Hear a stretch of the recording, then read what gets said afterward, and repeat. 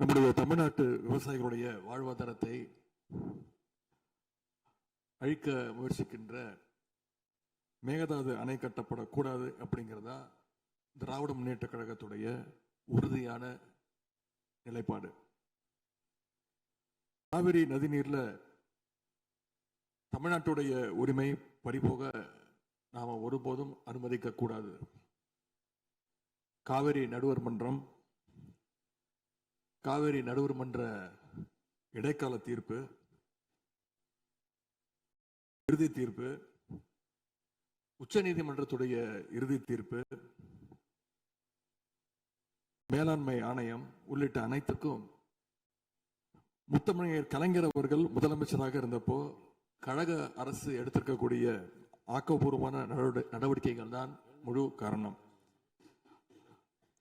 அதை இந்த அவையில் இருக்கக்கூடிய மூத்த உறுப்பினர்கள் அத்தனை பேரும் அறிவார்கள்.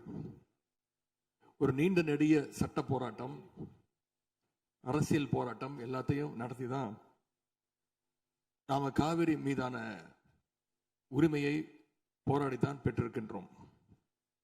ஆனா அதை பறிக்கின்ற வகையில இன்றைக்கு கர்நாடக அரசு மேகதாதுல அணை கட்டுகின்ற முயற்சியில் ஈடுபட்டு வருகின்றது. அந்த முயற்சியை அவங்க எடுத்த பொழுது அந்த சமயத்துல எங்க கூட்டணியில் இருக்கக்கூடிய அந்த கட்சி கர்நாடகாவில் ஆட்சியில் இருந்தாலும் அதை பத்தி எல்லாம் கவலைப்படாம மேகதாது அணை திட்டத்தை எங்களுடைய தலைவர் அப்போதைய முதலமைச்சர் திரு முத்துவேல் கருணாநிதி ஸ்டாலின் அவர்கள் கடுமையாக எதிர்த்தார்கள். இன்றைக்கு நம்முடைய மாண்பு முதலமைச்சர் அவர்கள் மேகதாது அணை கட்டும் கர்நாடகாவின் முயற்சிக்கு எதிராக இந்த தீர்மானத்தை இன்றைக்கு கொண்டு வந்திருக்கிறாங்க. இதை திராவிட முன்னேற்ற கழகம் சார்பாக நாங்கள் மனதார வரவேற்கின்றோம்.